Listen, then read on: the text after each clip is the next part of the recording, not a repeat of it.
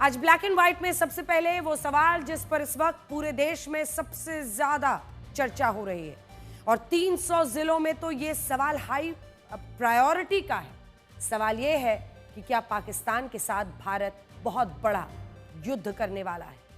अगर हां तो फिर वो युद्ध कहां तक जाएगा और अगर नहीं तो फिर भारत युद्ध की संभावित स्थिति के लिए मॉक ड्रिल आखिर क्यों कर रहा है? तैयारियां शुरू हो गई हैं। सबसे पहले तस्वीरों के साथ शुरुआत करते हैं। मॉक ड्रिल की डेट वैसे तो कल ही है, यानी कि 7 मई की, लेकिन देश के कई शहरों में आज ही से मॉक ड्रिल दिखने को मिली। कम से कम उसकी रिहर्सल्स हो गई थी।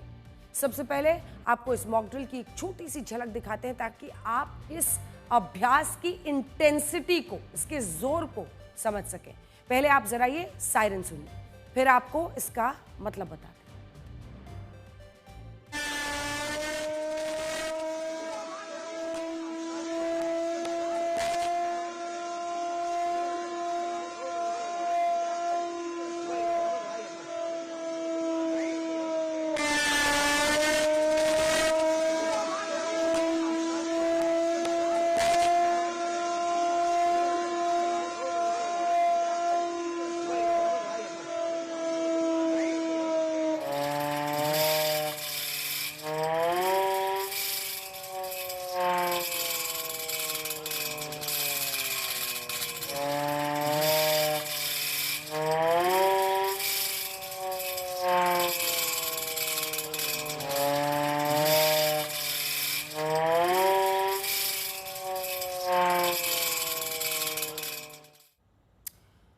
ये सायरन सुनने के बाद हो सकता है कि आप ये सोच रहे हो कि अब तो युद्ध होने ही वाला है, क्योंकि जंगी सायरन बज रहा है। तो सबसे पहले तो हम आपको ये बता दें कि आपको बिल्कुल भी पैनिक नहीं होना, डरना नहीं है, पैनिक नहीं है, कि तैयारी है।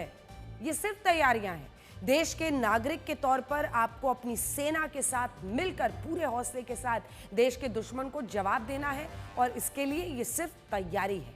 अगर देश के नागरिक अपना हौसला मजबूत रखेंगे तो सेना भी दुश्मन को मुंह तोड़ जवाब देगी। तो आपको बता दें कि युद्ध के लिए ये एक बहुत बड़ा, अगर आप देखें तो बहुत नॉर्मल प्रैक्टिस है।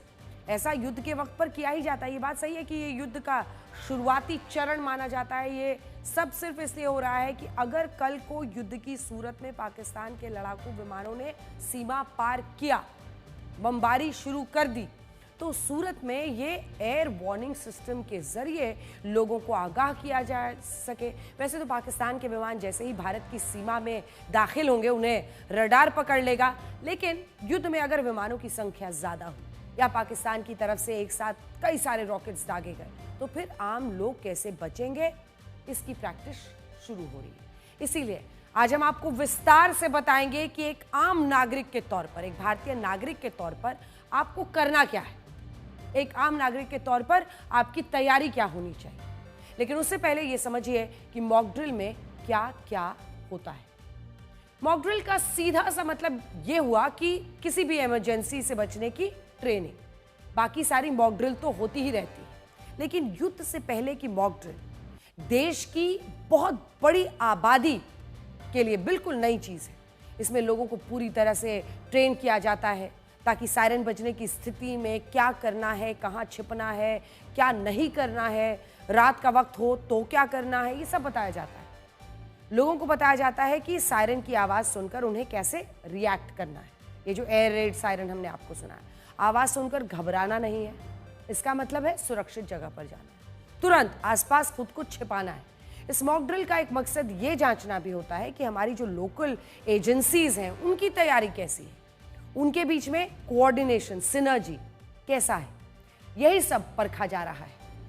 लेकिन सबसे पहले ये देखना महत्वपूर्ण है कि ये मॉक ड्रिल कहां कहां होने वाली है। तो संक्षेप में आइए आपको बताते हैं। समझ लीजिए कि वो बॉर्डर के राज्य हैं, वो सबसे ज्यादा जो हाई अलर्ट पर रहेंगे, क्योंकि संभावित युद्ध की स्थिति में इन्हीं पर खतरा सबसे ज्यादा है। ये हम पूरा चार्ट आपको दिखा रहे हैं। वैसे तो ये लिस्ट बहुत लंबी है, 300 जिले हैं जो मॉक ड्रिल के लिहाज से शॉर्टलिस्ट किए गए हैं। वो इसलिए कि ये वो जगह है जहां दुश्मन टारगेट कर सकता है, और इसमें से कैटेगरी 1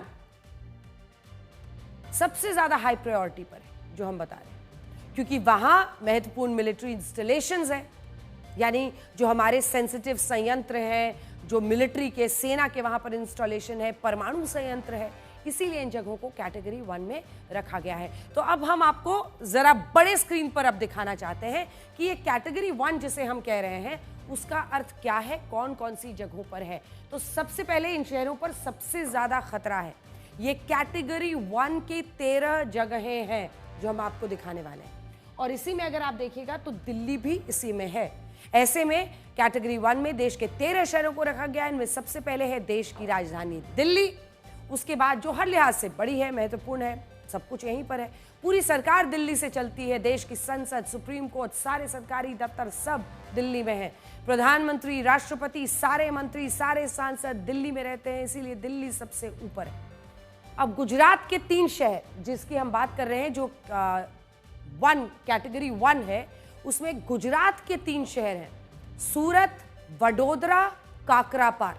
अब देखिए, ये जो बॉर्डर से लगे हुए तमाम जो राज्य हैं वहीं पर ज्यादा खतरा है, इसीलिए कैटेगरी 1 में ये शहर इंपॉर्टेंट है। सूरत बड़ी पोर्ट सिटी है, समंदर के किनारे का बड़ा शहर है। काकरापार में न्यूक्लियर पावर प्लांट है, ये सूरत के पास है, इसीलिए इसे कैटेगरी 1 में रखा गया है। अब देखिए महाराष्ट्र में भी 3 ही ऐसी जगह हैं, 3 जगह हैं जो आप देखेंगे महाराष्ट्र में भी, जिसमें मुंबई है, उरण है, तारापुर है। तो अगर ये 3 जगह आप देखेंगे, financial capital Mumbai, share market से लेकर तमाम बड़े से बड़े जो बिजनेस हब्स हैं वो सब मुंबई में है। उरण में बंदरगाह है, तारापुर में परमाणु संयंत्र है। इस लिस्ट में ओडिशा का भी एक शहर आता है, तालचर। ये देखिए, इधर आ जाइए, यहाँ पर उड़ीसा का भी एक शहर आता है। उड़ीसा में अगर आप देखेंगे तो तालचर शहर है, और ऐसे में यहाँ पर भी नजर रखनी होगी क्योंकि उस इलाके का एक बड़ा थर्मल पावर स्टेशन है। यहाँ पर ये पावर प्लांट 1320 मेगावाट बिजली का है और उत्पादन इसकी क्षमता है। और इस लिस्ट में राजस्थान के भी 2 शहर हैं, वो जल्दी से आपको दिखा देते हैं। ये देखिए, राजस्थान के 2 शहर, कोटा और रावत भाटा। अब रावत भाटा में न्यूक्लियर पावर प्लांट है, इसलिए सेंसिटिव है। लिस्ट में तमिलनाडु की राजधानी चेन्नई भी है, चेन्नई के पास कलपक्कम है जहां पर न्यूक्लियर पावर प्लांट है। तो इन्हें हाई कैटेगरी में रखा गया, कैटेगरी 1 जोन में रखा गया। उत्तर प्रदेश के बुलंदशहर का जो नरौरा भी इस कैटेगरी 1 की लिस्ट में है, क्योंकि यहाँ भी न्यूक्लियर पावर प्लांट है। ये देखिए, बुलंदशहर और नरौरा न्यूक्लियर पावर प्लांट जहां जहां पर है, तो आप समझ रहे होंगे ये सब बहुत इंपॉर्टेंट जगह है। इसके बाद की जो कैटेगरीज हैं, ज्यादातर अगर आप देखेंगे तो उनमें बॉर्डर के इलाकों वाले राज्य हैं, जैसे जम्मू कश्मीर, राजस्थान, गुजरात, नॉर्थ ईस्ट, ये सब कुछ इसमें शामिल किया गया है।